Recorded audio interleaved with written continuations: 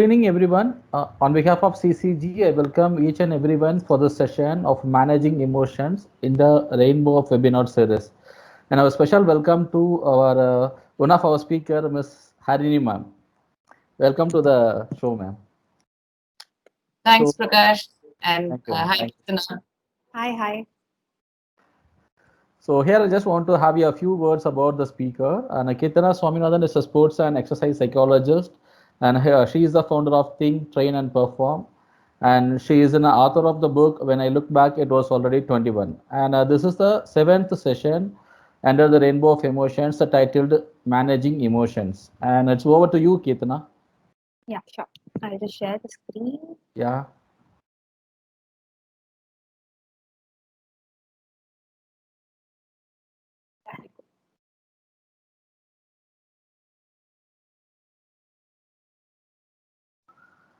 Yeah. So we've been going through a series of emotion management, talking about various topics such as mindfulness, locus of control, uh, and so on. And I reserved the managing emotions bit for the end, predominantly because there are a lot of techniques that we can use to manage our emotions. So that's the reason we have it at the end. So the first question is why management? Why not being non-emotional? Can I remember as a child, I used to be a very emotional person, and at that point, I used to think maybe I should be non-emotional, and then I realized there's nothing called being non-emotional. It's not right to be non-emotional. As human beings, all of us are created to be emotional, and there's nothing wrong in being emotional, right? Just that we need to manage it better, exactly like the way we manage our finance, we manage our time, we manage spaces. Here we're going to be managing emotions, and it doesn't mean suppressing or repressing emotions. It simply means managing it so that it doesn't come across in a very negative manner. Excess of anything happens to be negative, so this is more about managing it in a very productive and efficient manner so that you also benefit at the end of it, and you don't get to suppress or repress your emotions. You can make decisions effectively. You can be non-biased in terms of making decisions. So that's the whole point of management and not being non-emotional, right? So the first thing is understand the emotions that you're going through. Without understanding your emotions, it's going to be very tough to manage it. For any point, like let's say even finance or let's say even time, you need to first understand what your time schedule is like, right? You need to first understand what your work is like, what your work pressure is like, right? So understand, first of all, understand that emotion that you're going through. If it's happiness, understand why you're happy. Why are you sad? Why are you angry? Why are you frustrated? There are a number of emotions, and you need to dig deep and understand what exactly you're going through. If someone is hurting you, then what emotion exactly are you going through? Because hurt can come because of deceit. It can come because someone blamed you in a negative manner. It can be anything, right? So first, break it down as to why, and understand what is the emotion that you're actually going through. Without that, managing that emotion is going to be extremely tough. So once you know the problem, solution comes, I won't say easily, but at least it can come quickly. But if you don't even know what the problem is or where the issue lies, solution is going to be very hard to find. So in fact, the first step to finding your solution in itself is for you to understand your emotion, for you to know what you're feeling. So it's very important to keep in touch with yourself. That's the reason I always say introspecting or reflecting is a very, very important part of self awareness, being mindful, and also emotional regulation, right? So, here, how do I do that? Yes, I very easily said you have to understand what you're going through. So how exactly do I do that? So I've broken it down into 3 steps. The first step is for you to accept that the emotion that you are going through is fine. Whether you're being vulnerable, whether you see vulnerable again can be extreme happiness or extreme of the negative emotion as well. It can be either of the extremes. It can be positive or negative, right? And most of us fear being vulnerable in terms of emotions, right? So first you accept that what you're going through is fine. It's completely fine because as human beings, we are all emotional creatures, right? So accept that it's normal. I am going through an emotion and it's completely fine. Just that the way I show it out probably needs to be different. That's why management, right? The very first step of dealing with this or even understanding what emotion you're going through is for you to admit and accept that this emotion that I'm going through, I am going through an emotion and going through that emotion is fine. There's nothing wrong about it, right? And the moment you accept, you're literally coming in touch with reality, which is the most important part, right? So the second step is keep track of the emotions. Without accepting your emotion, without accepting that what you're going through is fine, it's very hard to keep track of the emotions. It's very hard to label your emotion, correct? Let's say if you are going to write down, I feel hurt because someone, I felt cheated because someone else told something like that, then for you to even write it down is going to be tough if you've not accepted that what you're going through is fine, correct? If you feel guilt, if you feel regret, again writing it down saying I feel guilty because I did this, I feel regret because I shouldn't have made this particular decision, uh, you're going to find it very tough without actually doing the first step, correct? So therefore the first step is so important. Only then you will be honest about the second step. You will, it's very important for you to be honest because at the end of the day you are benefiting out of this, right? So keep track of the emotion. I would suggest having a journal with yourself. Just kind of write down what is it that you're feeling. What I usually do is from morning to night, I'll just recollect what really happened, and I end up writing down what I felt, and I label it, saying, okay, this is let's say anger. This comes under, let's say, frustration, right? Or this, let's say, comes under happiness or excitement, anything. So tomorrow when you actually let's say you've kept track of your emotions for 2-3 months, it's very easy for you to understand that you are going to go through a particular emotion just by looking at your symptoms and behavior, which is the third step, right? So labeling that particular emotion is very important. And if you notice here, it says by labeling what you are feeling, right? Usually we all say, I am sad, I am happy. We never say, I am feeling sad, I'm feeling happy. And it's very important for you to say, I am feeling sad, I'm feeling happy, because you're not sad, you're only feeling sad, right? So change the way you write it. Therefore, label what you are feeling, not what you are, right? So when you're writing as well in your journal, be very mindful that you're writing, I am feeling sad, I am feeling happy, I am feeling excited. That's very, very important. Without doing that, you're literally telling yourself, I am happy, I am sad. So that's wrong. You're just feeling it. So that labeling is very, very important. Step 3 is keep track of your symptoms and behavior. Now, why I say symptoms is because there are a few precursors. Let's say we all feel angry, happy, sad, whatever it is that we're feeling, we behave a certain way. Let me use the word react. So we react a certain way, correct? And therefore, we feel a person is volatile or not volatile. That's how another outsider would probably judge, right? Or let's say assess, correct? So what we can do here is, even if a person is angry, by keeping calm and showing the anger in a different way, he or she doesn't get the label of being angry or volatile all the time, right? So So the reaction there is very important for us to, it is very important for us to understand that we react immediately, correct? And that's the thing we're going to manage here.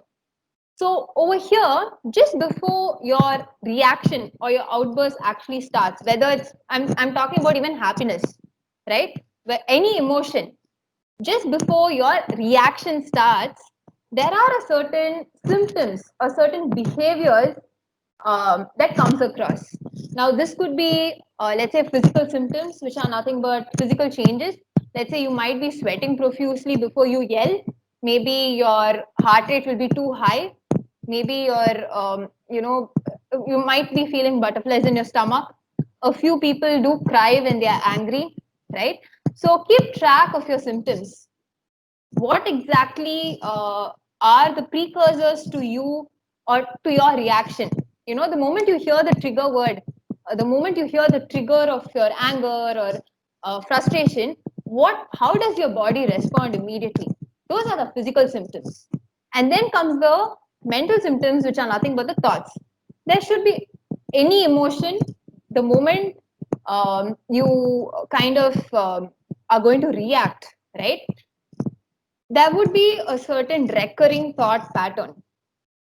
Constantly, there will be a particular thought lingering in your mind.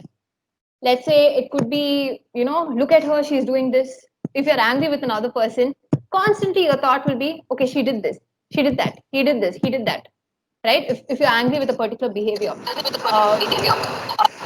If it is something else, then constantly there is another recurring thought pattern. So keep track of your symptoms. That's very important. And when it comes to behaviors, I mean the reaction. So what do you do when you get angry? Do you throw things up? Do you yell at a person? Or do you walk away from the place? What exactly do you do? So keep track of your behaviors and your symptoms. So this is about understanding your emotion and what you're going through. So step one is accept that the emotion is completely fine. Step two is keep track of your emotion, write it down, label what you are feeling, not what you are. Third is keep track of your symptoms and your behaviors. Very, very important to keep track, because just in your mind is not going to work. Writing it down will make you understand that you've been doing this for a while. So in fact, even when you start improving in terms of your reaction or response, what happens is that you tend to appreciate yourself. Otherwise, you might feel there's no change in behavior. So writing it down is very, very important. Now, I'm going to walk you through a few, common negative emotions at a workplace. Usually, positive emotions, people don't dwell too much about it because there's no, immediate negative reaction to it, right? Mostly, it's the negative emotions where we have reactions which are not really acceptable, especially at a workplace or even at home, to a certain extent. So, the most common negative emotions at workplace, or let's say negative feelings at a workplace. I'm just going to be walking you through all the five written over here, which is frustration or irritation, worry or nervousness, anger, dislike, disappointment, or happiness. I'm going to be walking you through why you feel that way and what can you do. Simple things, because maybe a frustration needs to be handled a different way from, let's say, anger or let's say dislike, right? So that part is very important. So understanding that emotion is very, very crucial. So I'm just going to briefly touch upon those. Frustration. So why am I feeling frustrated? So a person feels frustrated when you feel stuck or trapped, when you feel there's a hurdle between you and your goal. You're slowly approaching a goal, and when you feel trapped, when you feel there's something in between you and your goal, which is nothing but a hurdle.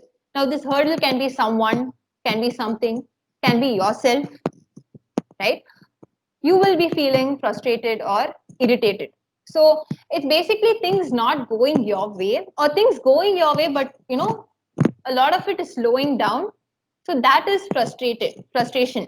So if you are feeling frustrated, then just think about what's the goal that you are approaching. See, this goal can be anything small. I'm not talking about big goals like, uh, achieving something. No, not at all. It can be something as simple as just sitting down to eat lunch. That's what I'm talking about, right? Goal is nothing but something that you are approaching, that's something that you want to do, something that you want to achieve. That's it. Uh, we're not talking about too many big things. It can be the big things as well, but your frustration can, come up from small things as well, right? So this frustration happens when you feel stuck or trapped, when you feel something or someone is a hurdle, something is in between you and your goal. Let me repeat that even you can be a hurdle to yourself. It can be time, it can be money, it can be someone else, it can be anything, right? So that's why you're feeling a certain frustration or an irritation. So if you are feeling frustrated or irritated at any point of your life, it's very important for you to break it down as to, okay, what is that goal that I'm approaching? And what do I think is the hurdle here? That's the most important part. So that's why your first technique says stop and evaluate. If you are feeling frustrated, don't keep carrying on, because there is, in your mind, there is a certain hurdle. It may not really be the hurdle. Again, it's just in your mind, right? So ask yourself, why are you feeling frustrated? So the way you can do that is think about what goal you're approaching, and see what you feel is the hurdle, what or who you feel is the hurdle, and see if you can do anything about it. you know and also, what is important with frustration is sometimes you have to try finding out something positive with the hurdle itself. Let's say something is getting postponed. See what is the reason it's getting postponed, and see if there's any other positive outcome from the entire postponing of you achieving that goal, right? So the moment you start finding something positive, the moment you look at the glass, half full, then there's a high chance of your frustration reducing.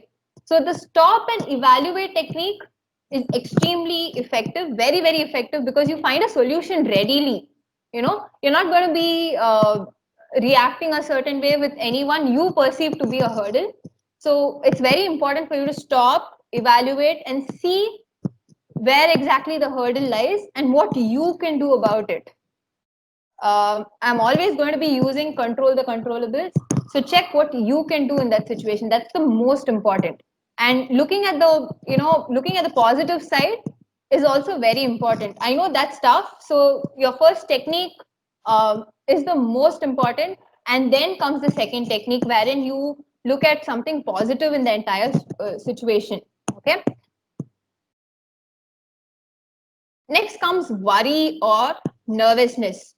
Now, why do I feel worry or nervousness? What's the main reason a person tends to worry? A person tends to feel nervous.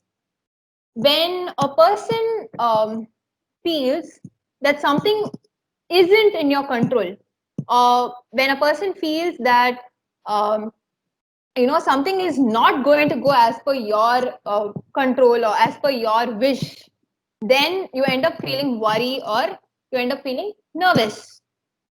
So what can I do about it, right? First thing is cut the triggers, because most of the time, your triggers are from the outside. It's nothing from the inside. I mean, it can be one or two things from the inside, but it's not always from your mind. Most of your triggers about worry and nervousness are from outside. It can be people, it can be movies, it can be TV shows, it can be anything. It can be even your newspapers, right? So cut the trigger. That's the most important bit. And then the second thing is deep breathing exercise and focus on the controllables. Now, the deep breathing exercise I'm going to be teaching you at the end, but focusing on the controllables is see what you can control. See, most of the time, what happens is that any of the negative emotions, especially worry, nervousness, and anger, we end up focusing on the things that we cannot control, things that we are not in control of. Correct? And the moment we focus on things that we cannot control, we really feel negative. And that's when we end up responding or reacting in a very, very negative manner. So the first thing is, especially for worry and nervousness, cut the triggers because the triggers are from outside. So how can you cut the triggers? Anytime you feel that worry or nervousness, just try looking at where it's coming from. Is it coming from another person? Did someone tell you something? Or did you read it in the paper that your mind kept wanting and you thought something like that? So, think about that and see what the trigger is. Again, you've got to introspect here, you've got to reflect and cut the triggers. If, cutting the triggers is a very far-fetched idea for you, then definitely look at controlling the controllables. The deep breathing exercise I will be teaching you at the end, but focus on what is in my control at the moment. That's the most important part. Anger. Why do I feel angry? Anger happens, or you get angry when things don't go your way and you don't know why it's not going your way. You feel like you've tried everything and you don't know why it's not going your way. Okay. So that's when you feel angry. So when things are not going your way and you probably know what it is, or in your mind you know what it is, you might get frustrated because you end up thinking it's a hurdle, correct? But when you don't know why things are not going your way, you don't know the reason, that's when you get angry. Okay, imagine like you getting angry with the others in your team. Why would you get angry? Because you might have explained everything in your head, you might have explained everything in your mind, you might feel that you have explained everything to them, but they may not do things the way you wanted it to be done, and you don't know why they're not doing it after so much of explanation, right? So that's when you end up getting angry with a person, correct? So anger happens when things don't go your way and you just don't know why it's not going your way. Okay, first technique, understand your symptoms, because again, anger is the emotion where you end up being extremely reactive. That's when people get very volatile. There's a lot of outward rage happening, yelling, all those things happen, right? And that's mainly to defend oneself, not in a negative manner, mostly to understand why things are not going their way, correct? So understand your symptoms. Like I said initially, check on what are those things that is a precursor to your reaction. Because if you understand the precursor to your reaction, then you might be able to stop it right there. Okay. The second thing is, when you get angry, just stop what you're doing. Stop what you're doing and probably go alone, go separately, and ask yourself what's the entire purpose of this thing. So if you're going to communicate, let's say you're angry with one of your team members, and usually you might be yelling. This time I've asked you to stop what you're doing and ask yourself the purpose. So what you can do is, let's say you are angry with a team member, you are at your room, and first you're asking yourself, what is the purpose of me reacting a certain way? What do I want, basically? So the moment you know the answer to it, usually we just need a solution. We just need to know why a certain thing has happened and we want it to be rectified, right? So when we yell, we fail to communicate what we really want, correct? So instead of yelling, can I do something else? Can I say it in a better way that the person understands? If you feel yelling is the only way, then why not? If you feel some people need to be handled this way, then why not? But if you feel this purpose or this particular thing can be achieved by some other better response, then I think you should ideally go for the one which, in a way that you can get a better outcome. Because at the end, the outcome is most important. The work shouldn't suffer and you want things to be done. Otherwise, this anger is going to be repeated over and over again. It might become a vicious cycle, right? And your health goes for a toss as well. So it's very important to stop what you're doing and ask yourself, what is the end outcome that I want? What is the purpose? What am I trying to communicate over here? Me yelling, is it going to solve the issue? Or do I need a better response for me to get a better outcome? That's very important. So that's about anger. And then comes dislike. So dislike is when you associate someone or something with a negative, let's say I've written emotion over here, but it's also a negative memory, right? When someone does something you don't like, you end up developing an instant dislike or a hatred. I know hatred is too much of a negative word, but you might end up developing that. And I know it's very common in organizations. It's more like a cold war. uh, so it's very important for you to empathize with the person. See, it happens when you don't know the person too well, and outwardly you've just associated the person or something with a negative memory of yours. Maybe the person reminds you of someone else. It can be various reasons. Simply put, cut the emotion by finding the purpose and the end result. Okay, if you don't like someone, first cut the emotions. um, as in, I'm talking about the emotional response, the reaction I'm talking about, and find the purpose and the end result. Especially in an organization, when it comes to an organizational setup, find the purpose and the end result. One of the techniques that I've not written down here, because it's not a technique, I feel it's a skill that all of us should have. It's called empathy. Empathizing and understanding where the person is coming from, looking at how the other person feels, or what exactly are they feeling, because at the end of the day the other person as well has their own emotion, has their own past, right, and has their own experiences. So especially with dislike, I think empathizing is a very, very important and a crucial skill that we all need to develop. The moment we empathize with another person, it's very tough to dislike a person. Correct? It's very tough to resent a person the moment you start understanding what they're going through, start understanding their emotions, everything. Just put yourself in their place. Just put yourself in their shoes and understand where exactly are they coming from. um, but initially, even before you empathize, cut the emotion, try to find the purpose, see what end result you want.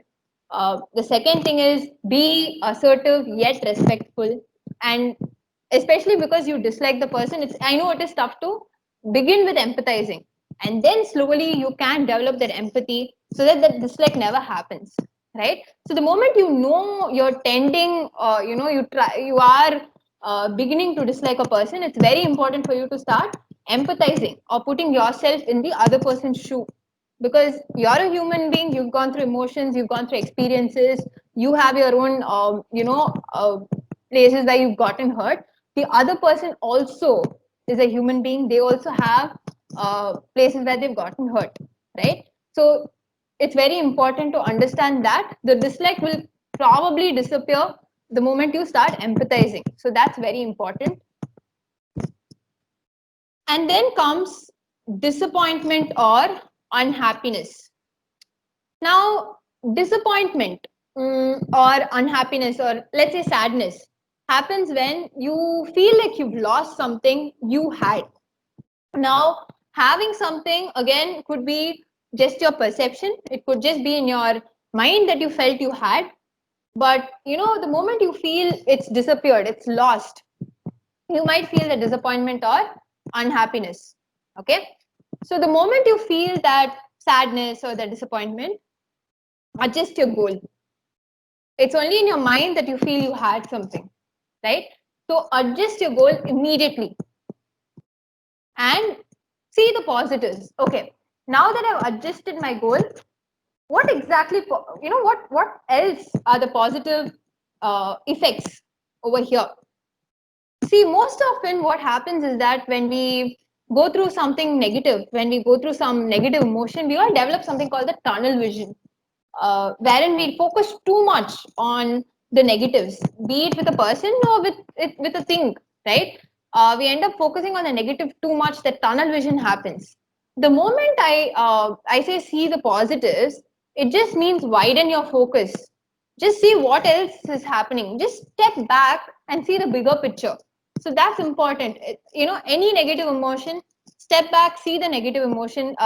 See the bigger picture, because that's the most important aspect. Most of us fail to see that because we get into this tunnel vision, and that tunnel vision happens because of the recurring thought process which I spoke about initially, right?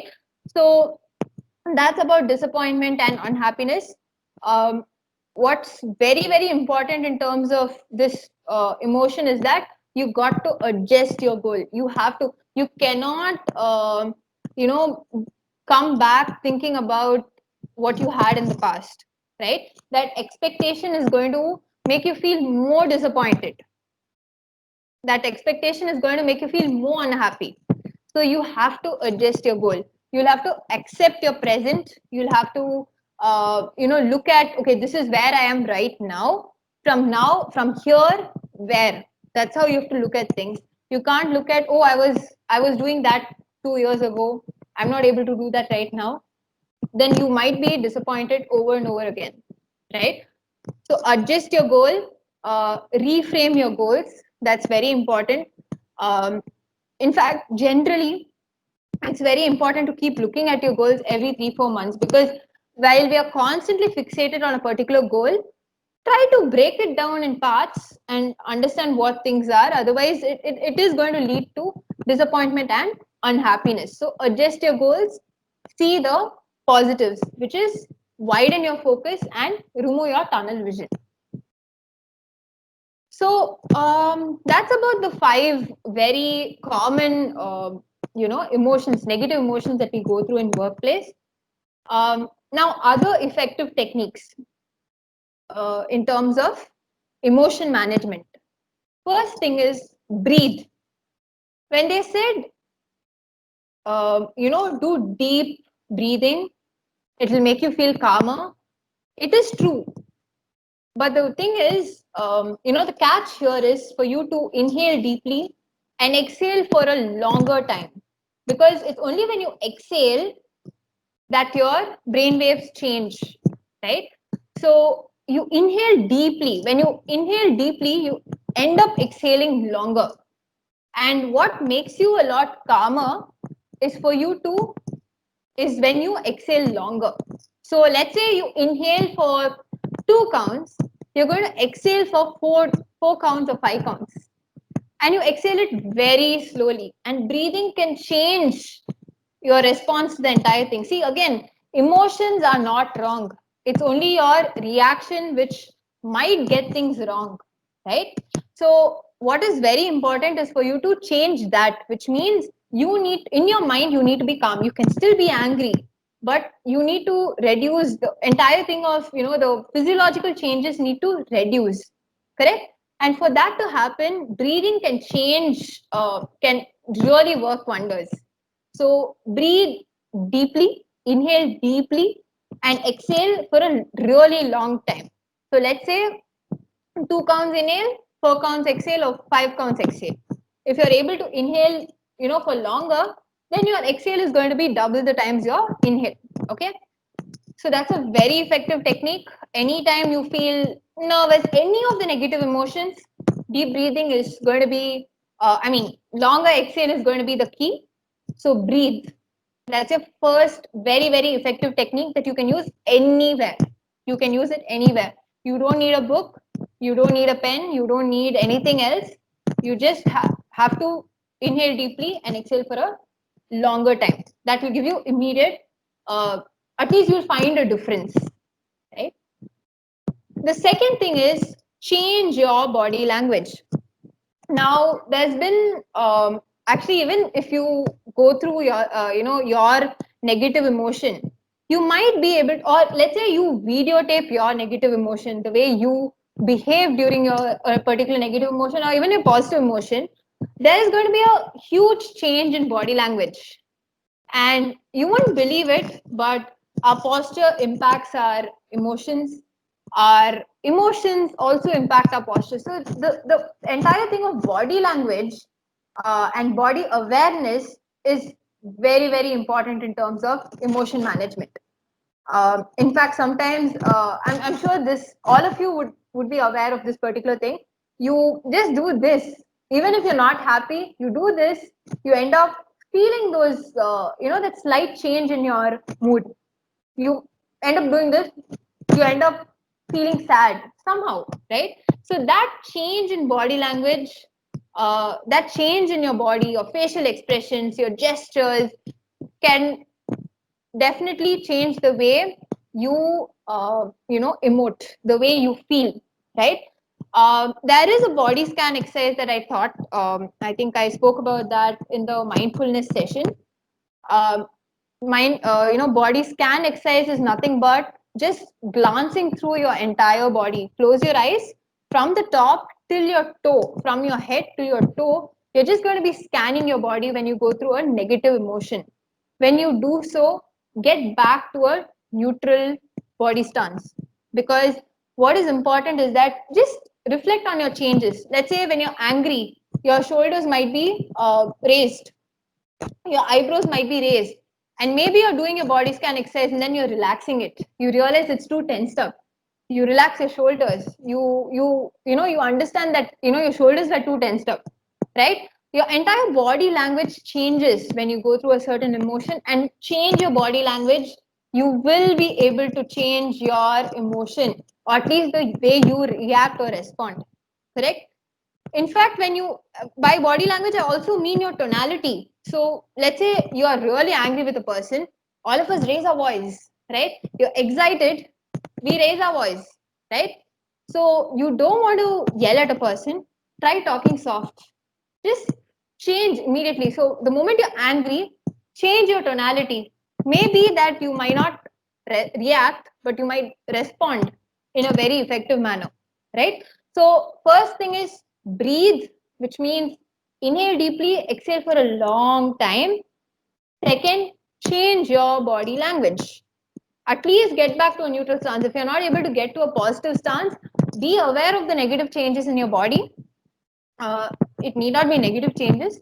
Be aware of your changes in your in the body, and try to change it completely to a neutral stance. So again, shrug shoulders.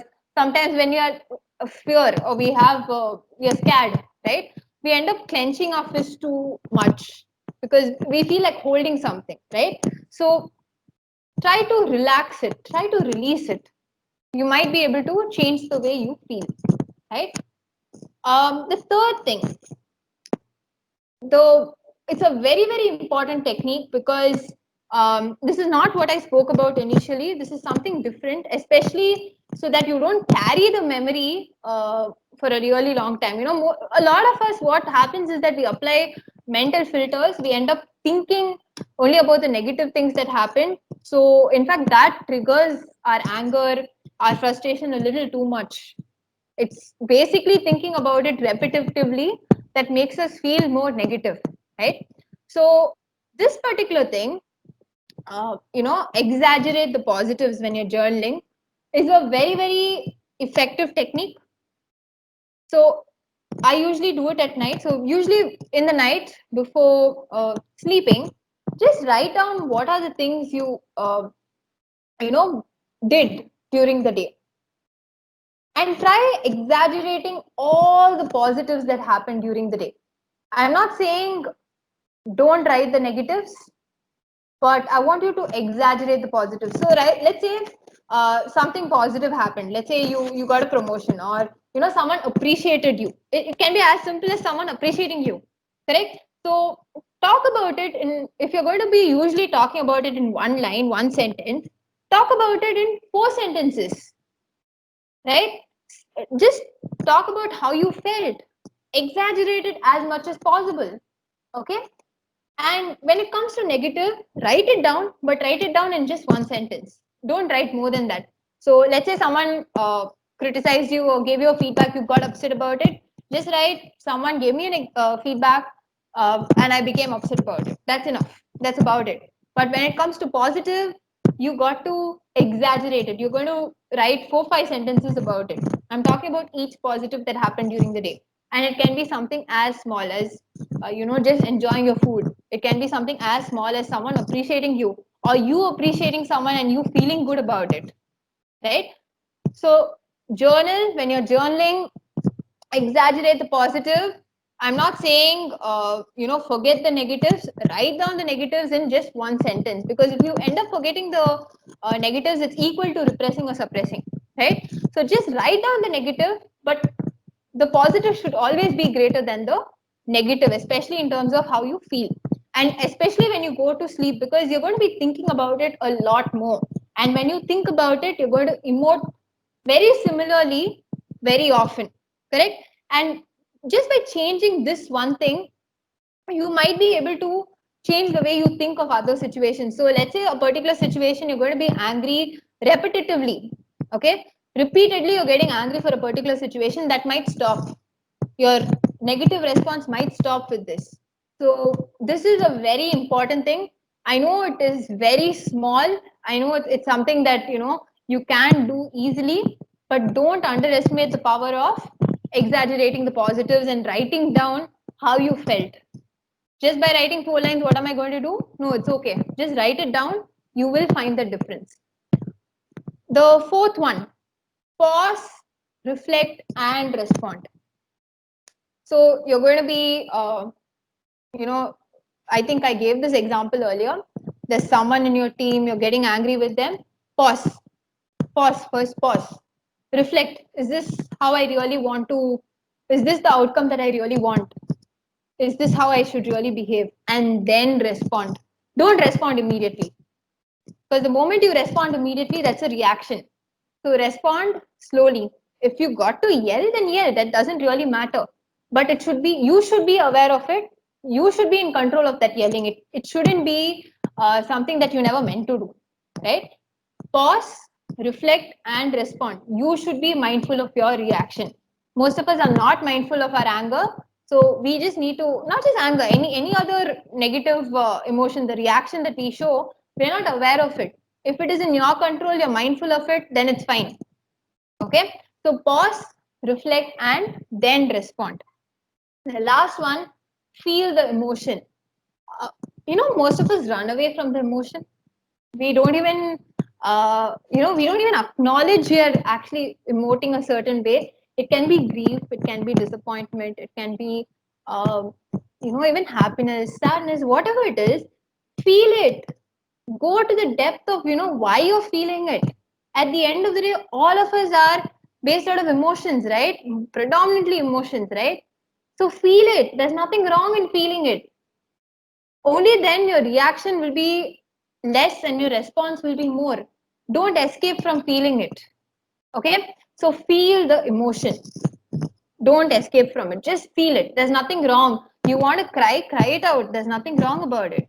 You want to laugh, laugh it out. You're not going to be vulnerable about it, right?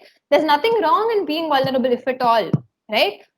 So very important techniques: breathe, change your body language, journal, which means exaggerate the positives, write down the negatives, but in a sentence.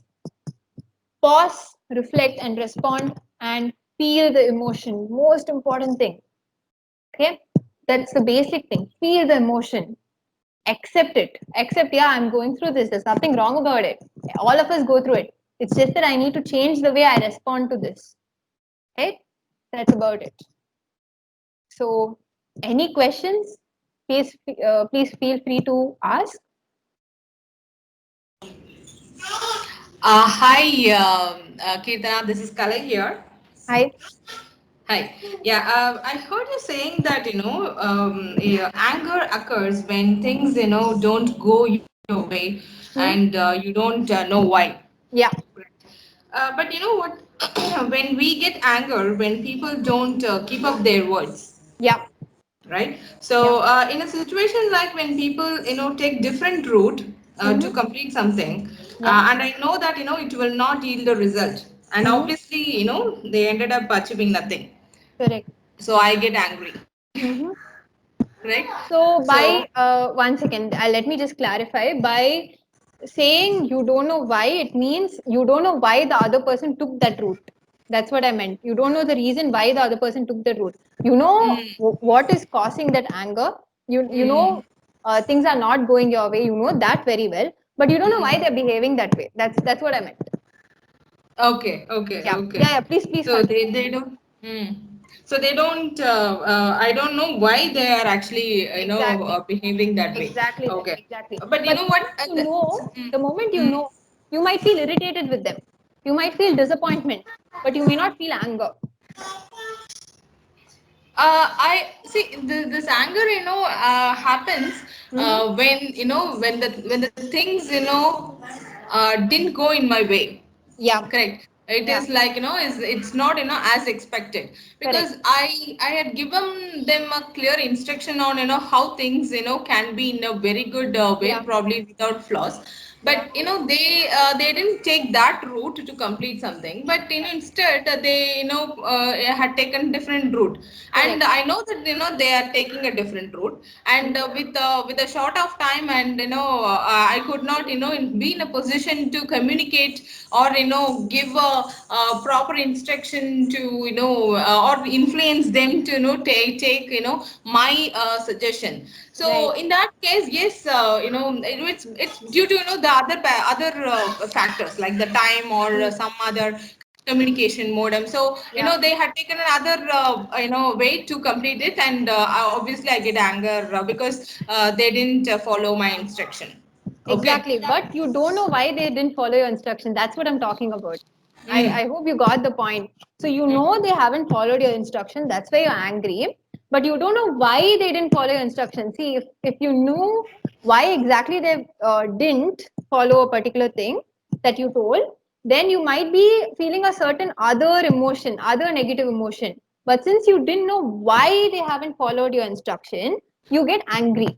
No, it's most of the time it is very simple thing. Like most of Mm-hmm. the time they wanted to bypass things. They don't Correct. want to take things in a detailed way, or they don't want to go as per the the structure. Mm. They wanted Mm. to instead do things quickly, and they wanted to sum it up and put it across on the table. So that's Okay. the reason why they are taking this a shortcut. Okay. So I understand this, because we also had moved from that layer, so we Okay. understand that. So Yeah. in that case, obviously, I get anger when I know that in between that they had taken a different route to complete it. And by and at least I would expect, okay, if they are, it's their own decision, right? So if they are Mm. taking their own decision, they should have that accountability to Correct. complete it. But at least I was expecting that somewhere they would complete it, and Mm. come up with the result. But Yeah. I don't get the result too. So in that Mm. case, obviously I get angry. Correct. Yeah. Right. So even in this situation, so how do you think this emotion can be managed? Because this is a situation where the person is not really. I understand that why the person is this. The person is is actually taking the shortcut. I understand this is how they are actually doing things. And I'm also, it's actually at the interest of the communication, the mode of communication. Mm-hmm. These factors is really Yeah. mattered a lot. Yeah. So what is the best way for managing emotions in this way? Yeah. This is Kalei, right? So Yeah, Kalei, yeah. see, I'll tell you what you're talking about. The what? What are they bypassing? What are Mm, they doing? Those things. You mm, still haven't mm, gone to why exactly they're bypassing. What is the reason? They're doing a certain thing. Why are mm, they thinking a certain way? Get to that crux of it. Go to the point where why are they doing? Just try to understand their behavior. If you really want to go to the depth of it, in case, okay, because most of the time it's the why. Only when you don't know why you go crazy about being angry and everything. But if you feel you want a solution for it from your side, from your perspective, you don't need to know why a certain thing happened. Then I would suggest try saying it in a way that they understand. And I think that's the only way you can actually go about this. Again, look at what exactly you want to communicate to them. Just look at it whether they are able to understand what you're trying to communicate, because a lot of people won't be able to understand a certain thing. So let's say someone is saying something to me and I don't do it. Why I don't do it is probably because I don't understand, or maybe I took it the other way. And the moment the other person tries to make me understand or communicates in a way that I understand it, or I understand its importance, I probably end up doing it. Let's say even children, when you explain a certain thing to a child, you explain the why to the child ends up doing it actually. They end up listening Mm. to you, right? Same is the case with everyone, right? Unless you end up hiding something to them, that's a totally different behavior altogether, and that I don't think that happens here, right? So what you can do is understand, go to the crux of it, try to make them understand, like break it down to them, saying this See, is what that I'm is the doing, problem, why Kirtana. See, I. the point is, it is happened, okay? Mm-hmm. Because see, usually, of course, we know that there should be a clear communication, so Yes. we try to put it across. But Mm. the problem is, it's actually at the interest of time, we won't get that time always, right? Okay. So in that point, so when No, I narrate Kalai, I something, understand so it that. is all No, so suppose. happened. So Mm. after all that, when I get that angry, how do I manage that anger? You want to manage the anger, or do you want to find Yeah, a yeah, solution? that emotion, right? It is like, my emotion would be at the peak because I know that this is how it would be.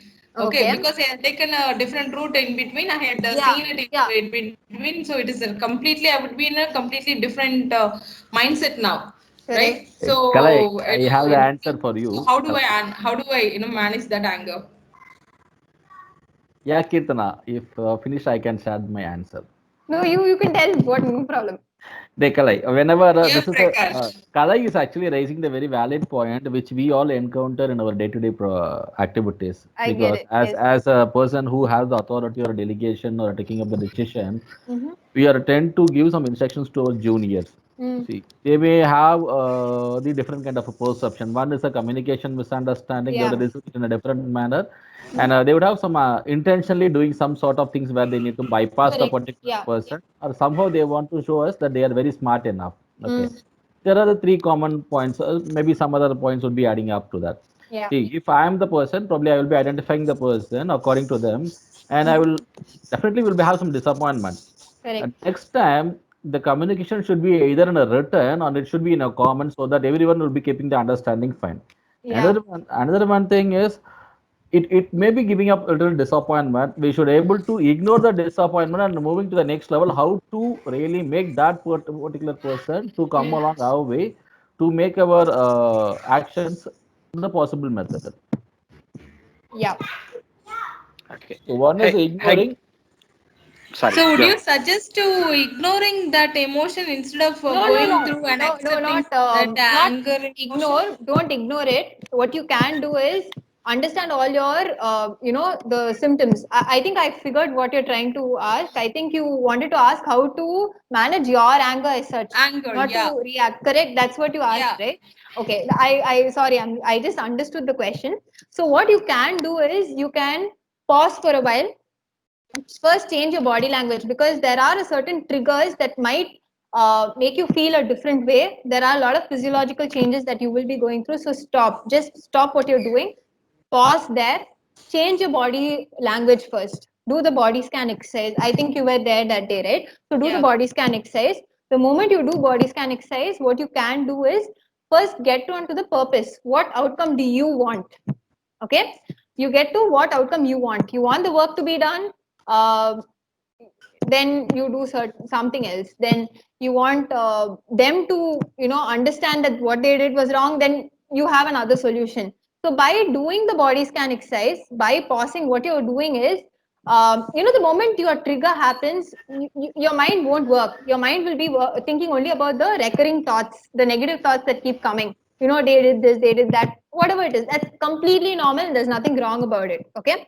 So the moment that trigger happens, you won't be able to think logically at all. In fact, we won't end up getting solutions at all, which is not very productive in terms of a workplace, right? So that's why you pause.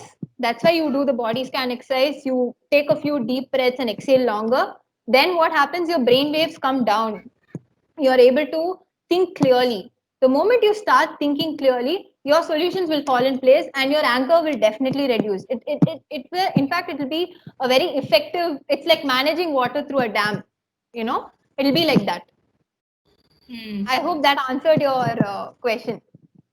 Yeah. Yeah. Yeah, Uma has raised a hand, and apart from that, we have a question from Shantaram. Yeah. I think the question, will it affect us in a bad way if we act like we are angry to get things done since we show some negative emotion? So is this what I meant by, you can mindfully shout, but when you don't mindfully shout is when you get into trouble. Is that why this question is asked? And I just want to understand that better. If you can just unmute yourself and Yeah, Shantaram, you can unmute yourself. You can speak up. Yes, I am meaning by that one. Yeah. okay. See, there might be negative consequences, but it's not that yeah, there will be a little physiological changes like your heart rate increasing, your blood pressure increasing, all that will be there. But at least you're mindfully doing it, so you're aware why you're doing this. Sometimes what happens is that we end up, at least you're breaking that vicious cycle over here. Because the moment we yell without our complete awareness, we might regret that, anger might continue. So the health hazard is a lot longer, and the effects are going to be a lot, let's say, more serious. But in this case, you're being mindful, so it stops there. So you understand what is going to happen, and in fact that's the behavior you wanted. That's why it's happening, so that's fine. And you won't always want to yell at a person. You might, 90% of the time you might want to explain it to the person. It totally depends on who's on the other side. So I don't think that's a wrong thing at all. Uma, you can unmute and you can ask your questions, Uma. Kirtana, I have two questions. Yes, please tell me. Yeah, first is that you were speaking about some kind of how you can control your own emotions. Mm-hmm. That is like your anger, like what are the steps you have to follow when you have to be mindful, you have to analyze the reaction, you should not react, you should respond. All those things for our own personal things. What if the other person reacts to us in such a manner that sometimes someone will yell, sometimes someone will break the things either in personal life or in career or something like that. How we have to respond to keep our emotions stable, because if both the person react in the same way, it will be a fight or something like that. Definitely. And second question is like it's totally different, since it is like topic is related to managing the emotions. I'm asking about positivity. Okay. Every morning we get up with gratitude that we are alive, and we thank God for all the benefits, all the blessings we had on that particular day. All these things contribute to one part of positivity. And second is that when we prioritize our work and when we start doing with some positive note, it also brings some positivity in us. Certainly. But when we get back to our team, we have to pass it on this positivity to the team the very morning itself. True. So is there any tricks and techniques so that it requires a more momentum of positivity in you, not because you're only positive, you have to pass on the positivity to your team. So is there any kind of techniques or something like that where we usually we used to have some hurdles every morning? So is there any techniques where we can boost up the morale of the complete team? Others, right? Yeah. So I'll answer your second question first, if that's okay. Yeah, fine. Okay, so it's great that you're starting the day with a very, very positive note. It's great because not many people do that. So I'm very happy for you. The second thing is, if you have to boost up the morale of other people, there are certain things like appreciation. You can appreciate them. That will definitely boost the morale. You can try empowering them. Usually when a person gets empowered, when they feel confident, they are able to do things in a better manner, right? So I think I also spoke about, I think one of the sessions I spoke about you transferring, I think transference session, right? You Yeah, transferring right. emotions to another person, Yeah, right. which is where your empathy plays a huge role. The the way you respond, again, just being mindful of the way you respond to another person can change everything. Like I said earlier, it's not an overnight change, it's something that will take a long time, because this transference can work both ways. If the other person is negative, you might end up being being dull or bogged down through the day. But if you are going to be a positive source, and you're going to keep repeating, let's say, the exercises that I gave you during transference session, right? If you're going to be repeating that over and over again, then I'm sure there are at least one or two things that the team is going to pick up, and it is going to be a long-term change. Okay. Yeah. And the first question, I think the first question is more about how do I take something in, and how do I change my, or how do I handle or manage my emotion when the other person responds. Treat this as a transference, because this is also transference at the end of the day, right? So the other person yelling at you, check whether the other person is yelling at you for some other reason, or whether he's really angry with you, correct? And see where you can work out, because again, this is an issue of transference only. It's not a question of you managing your emotion or whatever it is. You cannot control another person's emotion, right? You can Yeah, only that's true. manage your transference. So you can work on any of the exercises that I gave you during your transference session. Okay. Yeah, I hope that was fine. Yeah, fine. Thank you. Yeah, thank you. Kitana, I have another one question. See, when Yeah, you yeah, are sure. speaking about the techniques, Yeah. the last point is to feel the emotion, right? Yeah. Okay, fine. Here I have a question for that. Mhm. Say, for example, sometimes if I start feeling the same emotion, whether it is a negative emotion, especially, I Mhm. end up in getting stressed. Why not to share the emotion to the trusted circle? Is it good or wrong?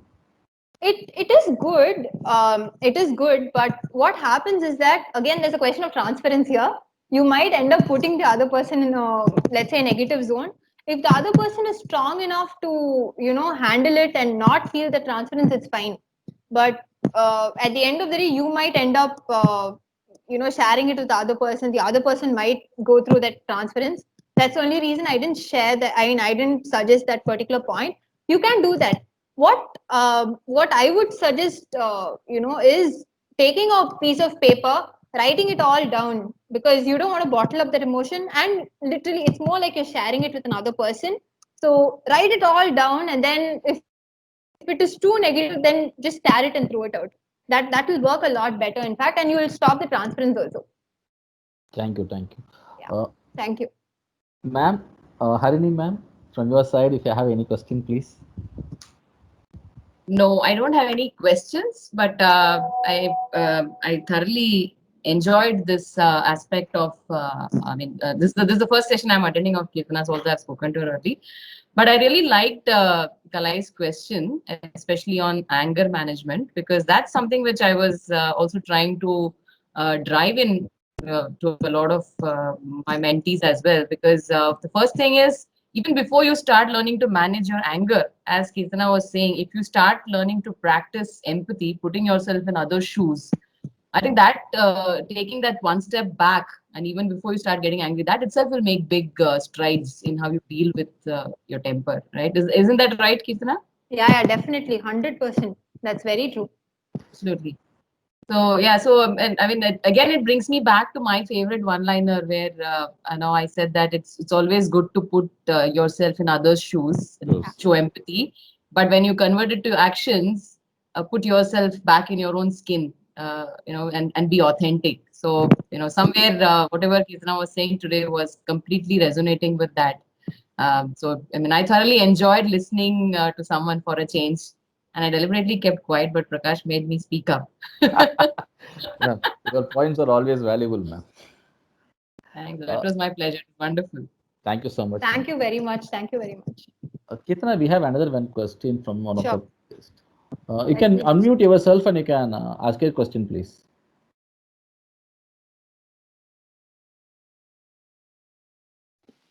Hey, this is Ingersoll from Dallas. I'm from US, working here. Yeah. So this is my first session with you, and I'm kind of like amazed because I had whatever the questions they were asking, like pretty much I was going through that here Right. with all our immigration issues and like especially in the IT sector, you know how volatile it is and like unsecured, right? Yes. Team members are so aggressive and like they wanted to like make sure that they don't lose their job, Yes. so they kind of pull others. That's natural here in IT, right? Yeah. So I went through all this through a therapist. Okay, so I had like a lot of other issues as well as, so I am in the process of like almost like 60 to 70% the transformation. Okay. Amazing. So especially in today's session, Mhm. whatever you told, like pretty much it was there for me for the past 1.5 years. He helped me to Okay. get rid of it. So some of the like Kalai's questions, Harini's questions are like some people are asking like, how do we know that like the other person's emotions? How can we manage it, right? Yeah. I would like to briefly tell one experience. Okay. So. Okay. One of my colleague, Mhm. he is also in H1B like me. Okay. Yeah. And he is young. He is in mid 30s, and my daughter is going to get graduated by this year. And okay, so we both are in totally different mindset.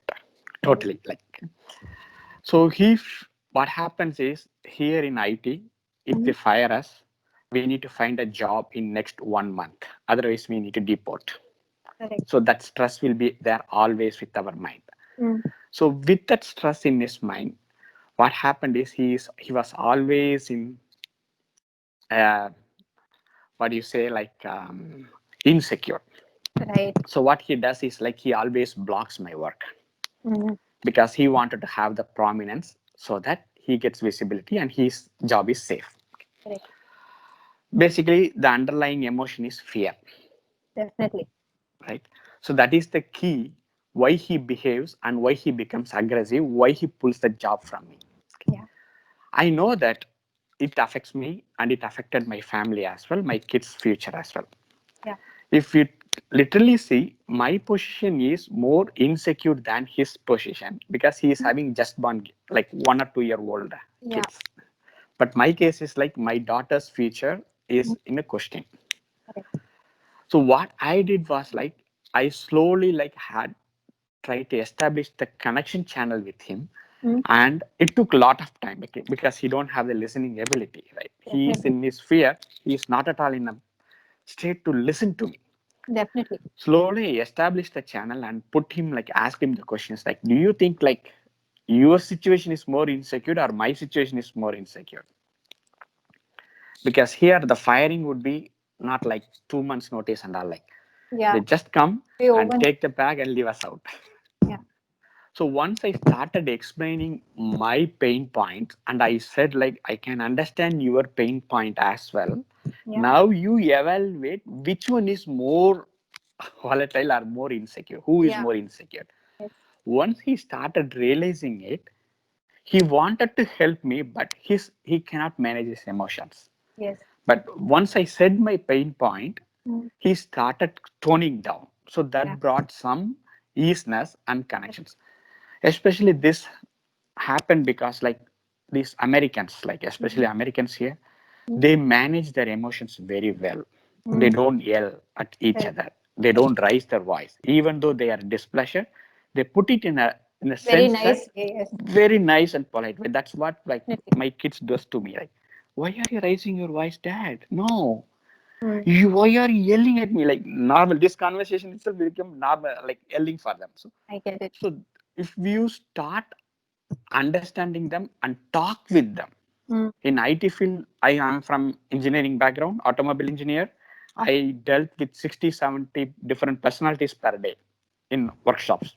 Mhm. But whereas in IT, they chat everything. They only chat, they don't talk. Right.